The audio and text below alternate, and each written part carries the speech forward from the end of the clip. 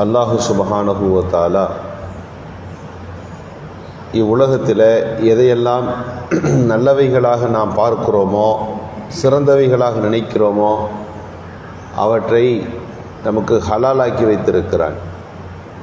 இந்த உலகமும் மக்களும் எதையெல்லாம் அருவருப்பானவைகள், தவறானவைகள் என்று யோசிக்கின்றோமோ அவைகளை ஹராமாக்கி வைத்திருக்கிறான். யுஹில்லு லக்குமு தய்யிபாத், உங்களுக்கு நல்ல காரியங்கள் அத்தனையும் ஹலாலாக்கப்பட்டிருக்கிறது.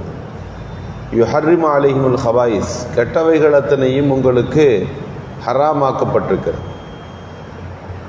சுருக்கமாக எது கூடும் எது கூடாது என்றெல்லாம் நாம் பேசுகிற போது இயல்பாக மனித பண்பு எதெல்லாம் சரின்னு பார்க்குது, எதையெல்லாம் தவறுன்னு பார்க்குதுன்னு யோசிக்கணும். ஒரு நாட்டில் விபச்சாரம் கொடி கட்டி பறக்கிறது. விபச்சாரத்தை எல்லா மனித மனங்களும் ஏற்றுக்கொள்கிறதானா? ஏற்றுக்கொள்ளாது. அப்போ அது ஹராம்னு புரிஞ்சுக்கலாம்.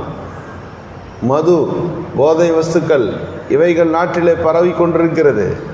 ரொம்ப பேர் செய்கிறாங்க. இருந்தாலும் அது எப்படிப்பட்டதுன்னு உங்கள்கிட்ட கேட்கும்போது நீங்கள் சொல்லிடுவீங்க, இது அருவருப்பான காரியம், நிறுத்தப்பட வேண்டும், மது இல்லாத தேசம் உருவாக வேண்டும், குடியை கெடுக்கும், இப்படிலாம் பேசுகிறாங்க இல்லையா?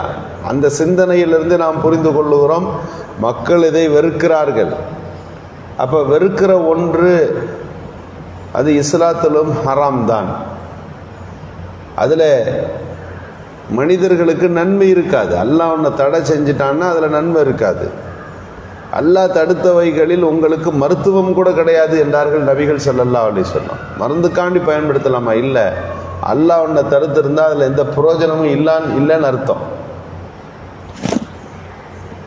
இங்கே நாம் கவனிக்க வேண்டும், எத்தனையோ குற்றங்கள் இருக்கின்றன. இன்றைய இளைய சமூகத்தில் பல்வேறு மாற்றங்கள், பல விஷயங்களுக்கு அடிமை பெற்றிருக்கிறார்கள். குடிக்கு அடிமையாக இருக்கிறார்கள், போதை வஸ்துக்களுக்கு அடிமையாக இருக்கிறார்கள், பாலியல் சார்ந்த அந்த உறவுகளில் தவறான நடத்தை போங்கு ஏற்பட்டிருக்கிறது. சினிமாக்களுக்கு பின்னாலே அவர்கள் தெரிகிறார்கள், மொபைல் அடிமைகளாக இருக்கிறார்கள் என்னெல்லாம் பல குற்றச்சாட்டுக்கள். அதில் 2 விஷயங்கள் பிரதானமாக இன்றைக்கு பரவி இருக்கிறது. 99% பரவி இருக்கிறது. ஒன்று, இந்த செல்ஃபோன் மோகம். செல்ஃபோனை விட்டு பிரிக்க முடியல. கொஞ்ச நேரம் வாங்கி வச்சா இந்த வாலிபரிடத்தில் மனநிலை பாதித்து விடும் போல. இன்றைக்கி மட்டும் ஒரு 2 மணி நேரம் செல்லன்ட்ட கொடுத்துருப்பா, எனக்கு வேண்டாம் அப்படின்னா அந்த பையனால் முடியாது. அந்த அளவிற்கு செல்ஃபோன் மோகம். இன்னும் 2வது ஒரு பெரிய ஒரு தவறு பரவி வருகிற போதை கலாச்சாரம். போதை கலாச்சாரம்னு சொன்ன உடனே என்னமோ ஒரு 80, 70, 65, 50 இது போல் வயசில் உள்ள பெரியவங்க எதை செய்கிறாங்கன்னு நீங்கள் நினைக்கலாம். இன்றைக்கு போதை கலாச்சாரம் 13 வயசுக்குள்ள அதை சாப்பிட ஆரம்பித்திருக்கிறார். படிக்கிறது 7வது 8வது உள்ளே வந்திருக்கிறது. தொடர்ந்து இஸ்லாமிய சமூகத்தின் மீது ஒரு தாக்கமாக இன்றைக்கு அது முன்னிலைப்படுத்தப்பட்டிருக்கிறது. கல்லூரிகளின் வாசல்களிலே இன்னைக்கு கஞ்சா விற்கப்படுகிறது என்பது எவ்வளோ பெரிய விஷயம். நாட்டுக்கு தெரியாமல் இருக்கிறதா?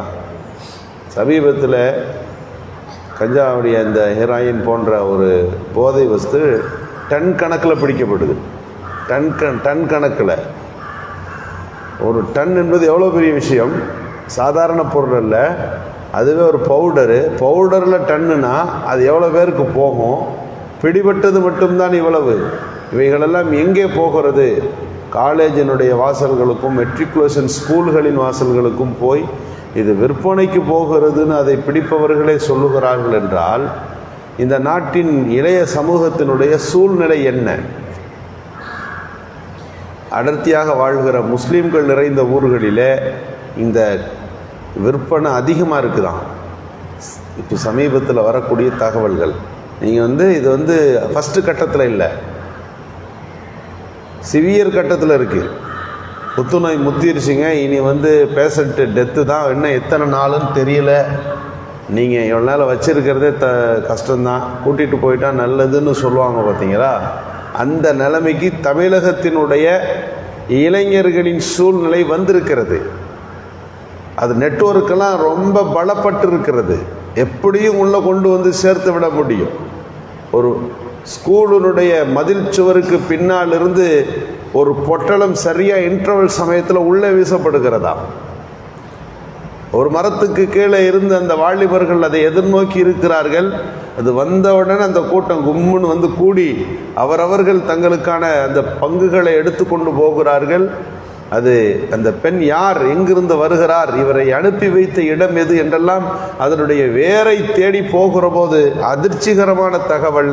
இஸ்லாத்துக்கு, இஸ்லாமியர்களுக்கு நாடு முழுக்க எதிராக இருக்கிற ஒரு இயக்கத்தின் பின்னணி கொண்ட ஒரு குரூப் தான் கரெக்டாக வந்து அந்த முஸ்லீம்கள் படிக்கின்ற அதிகமான ஸ்கூலில் இந்த வாலிபர்களுக்கு இதை தருகிறார்கள் என்ற செய்தி வருகிற போது இளைய சமூகத்தை பலகீனமான சமுதாயமாக மாற்றுவதற்கு முயற்சி எடுக்கிறார்கள்.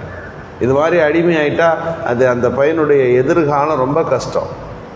அவன் தன்னுடைய வாழ்வின் முன்னேற்றத்தை நோக்கி எந்த சிந்தனையும் அந்த பையனுடைய உள்ளத்தில் இருக்க போகிறதல்ல. அது கிடைக்கலன்னா அந்த வயசு ரொம்ப கம்மி, கை காலெல்லாம் நடுங்க ஆரம்பிக்குதான். அது எப்படியும் அதை கிடைத்தால் மட்டுமே அவன் நிம்மதியாக இருக்க முடியும் என்ற சூழலுக்குள்ளே வந்துவிட்ட பிறகு நாம் கவனிக்க வேண்டும், இஸ்லாமிய வாலிபர்களின் அடையாளம் என்னவாக இருந்தது. பல நாடுகளை வெற்றி கொண்டப்பட்ட போது இது எப்படிப்பா ஒரு சின்ன குரூப் வந்து இவ்வளவு பெரிய பாரசீக நாட்டை, பாரசீக வளைகுடாவை வெற்றி கொண்டு விட்டார்கள். அசைக்கவே முடியாத இராணுவம் என்று சொல்லப்பட்ட இந்த நாட்டை அவர்கள் எப்படி வெற்றி கொண்டார்கள், எப்படி கைபர் கோட்டைகள் எல்லாம் வெற்றி கொள்ளப்பட்டது, ஆச்சரியமா இருக்குதே அப்படின்னு சொன்னப்போ அவங்க எல்லாம் சொன்னாங்க, ஒஹம் கௌமுன் லா இஷ்ரபூல் ஹம்ர். அவங்க ஒரு கூட்டம், அவங்க வந்து சாராயெல்லாம் கொடுக்க மாட்டாங்க, அப்படியே அடுக்கிக்கொண்டே போகிறார்கள், எந்த தவறும் செய்யாதவர்கள் இவர்கள். என்சிலுமின சமா, வானத்திலிருந்து கீழே வந்து உள்ள மழை பெய்கிற மாதிரி கீழே பொழிந்தவர்களா, அல்லது யும்பித்து ஃபில் அர்லி, பூமியிலிருந்து முளைச்சு வந்தவங்களா? இவர்கள் யார் இந்த சமூகம்? வயசு எல்லாருக்கும் 20லிருந்து 30க்குள்ள. இஸ்லாமிய படை நாடுகளாக போய் நின்ற போது எவ்வளவு பெரிய இராணுவம் வெற்றி கொள்ளப்பட முடியவில்லை.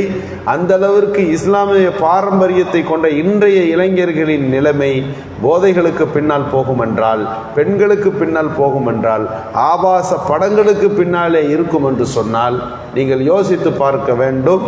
இளைய சமூகத்தை மீட்டெடுக்கின்ற மிக முக்கியமான பணி இன்றைக்கு நமக்கு முன்னாலே இருந்து கொண்டிருக்கிறது. அதெல்லாம் எங்கேயோ அதில் செய்திகள் தானே, அது நம்ம செய்தியாக கேட்டுட்டு போயிடுவோம் என்பது பார்க்கிற ஒன்று இருக்கிறது. நாம் வாழ்கிற, நம்மை சுற்றி இருக்கின்ற நம் ஊரின் நிலைமைகள் எப்படி இருக்கிறது, என்ன செய்திகள் வந்திருக்கின்றன, அது போன்ற காட்சிகள் கேள்வியில் படுகிற போது என்ன நடவடிக்கை எடுக்கலாம் என்று நாம் வேகமாக முடிவுகளை எடுக்கிற போது தான் நல்ல மாற்றங்கள் ஏற்படும். வாலிபர்களை இணைத்து அவர்களுக்குன்னு ஒரு மீட்டிங் போடணும். வாலிபர்களெல்லாம் இணைச்சு மதுவின் தீமை குறித்து பேசணும். இதுபோல் உண்மையிலே அடிக்ட் ஆகிவிட்டவர்கள் கணக்கெடுக்கப்பட்டு பப்ளிக் இல்லாமல் அவர்களுக்கு கவுன்சிலிங் தரப்பட வேண்டும். மாற்று என்ன செய்யலாம் என்பதையெல்லாம் யோசித்தால் மட்டும்தான் சில நோய்களுக்கான மருத்துவத்தை முழுமையாய் செய்ய முடியும் என்பதை நாம் மனதில் ஏற்றுக்கொண்டு இதுபோல சமூகத்தினுடைய சூழ்நிலைகள் மாறாமல் இருப்பதற்கு நம்மாலான முயற்சிகளை நாம் முன்னெடுக்க வேண்டும். அல்லாஹ் சுப்ஹானஹு வ தஆலா தௌஃபீக் செய்வானா. சுப்ஹானல்லாஹ்.